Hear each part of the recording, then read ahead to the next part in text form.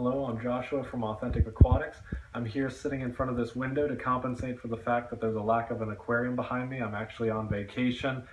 It's really weird not to have an aquarium back there. Anyway, I just wanted to do a really short video on how to dirt a tank. It's a simple topic, but I noticed that there's not a lot of step-by-step instructions on YouTube, so I thought I'd sort of try and fill that gap.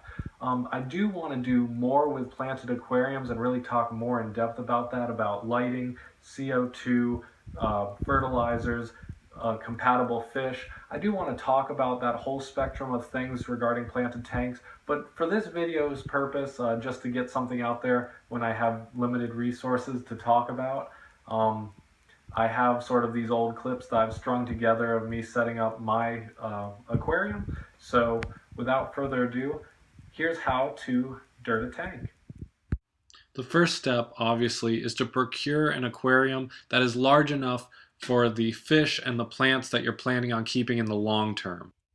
The next thing you need to do is you need to go out and find some Miracle-Gro organic choice potting mix. That seems to be what everyone really uses when they're dirting a tank. It's very benign in the sense that it doesn't have fertilizers or anything.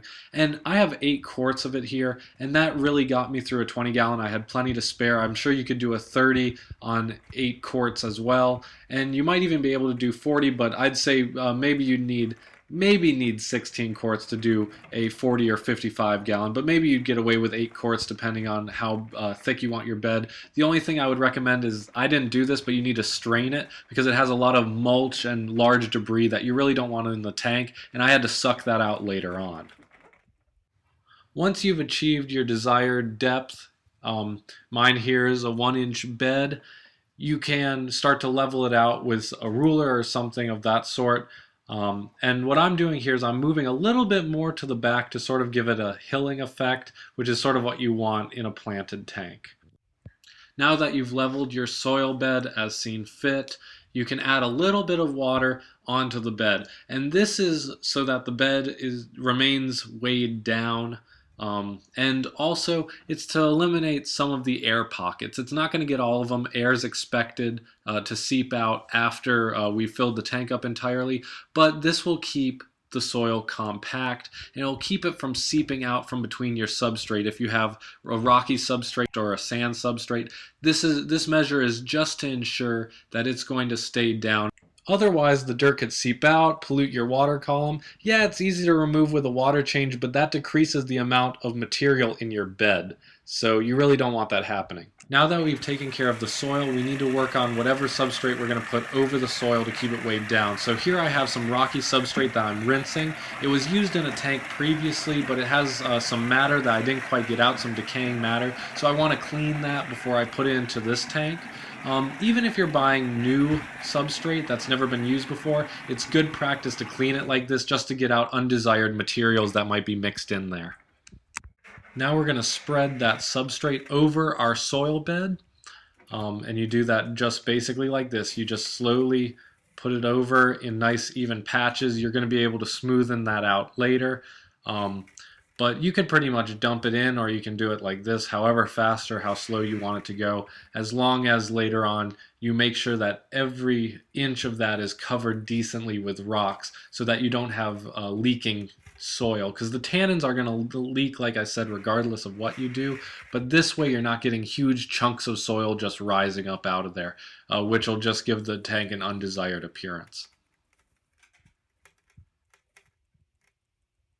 Now that the substrate has been entirely taken care of, it's a great time to lay out your rock work or whatever decor you have just before we add water to this tank. Now before you start filling, you're going to want a bowl like this, and you're going to place it in the tank wherever it's easiest for you to place and where it's easy to pour. Now this is going to divert flow because you don't want the water just running straight down, falling onto the substrate, because it's just going to tear it up. So this way the water is going to fill up the bowl and slowly overflow, and it's not going to have enough force to push around those rocks and get down and mess up your soil. This first time you're filling it up, it's not going to be so obvious that you have tannins. It's going to take a few hours for the tannins to really start leaking, and then it's going to take several water changes in weeks times to finally get those tannins out of there. Now if you're someone who just thinks tannins look great, they are kind of healthy for your fish, so if you like that look, you wouldn't have to do water changes as fast, but you are going to have to still do a few water changes to get some of the excess nutrients out, or else it's really going to grow algae. Now that the tank's filled up, you have two options. You can either put a ton of plants in there and try and keep the excess nutrients under control, which might not be good because you still have pH swings and whatnot, or you can turn off the lights and cover it with a sheet so that all the excess nutrients don't cause an algae bloom or anything like that for the first few weeks. Here, I'm just pouring in some waste from another filter I have just to kickstart the biofilter. You could also use established media and put that in there to start the bacterial filter, but I didn't have any on me at this time. And so I just sort of took this way. It's not as sanitary, but it does work. Guys, thanks so much for watching my video on how to dirt a tank. I do want to revisit this planted tank topic in future videos. I want to talk about lighting, I want to talk about CO2, and I want to talk about choosing fish that are appropriate for planted tanks. So I'll put the links as those videos come out here on this screen. And also, if you want to stay up to date with everything else that I put out, definitely subscribe to my channel. I'd much appreciate it. And as always, wishing you and your aquariums the best.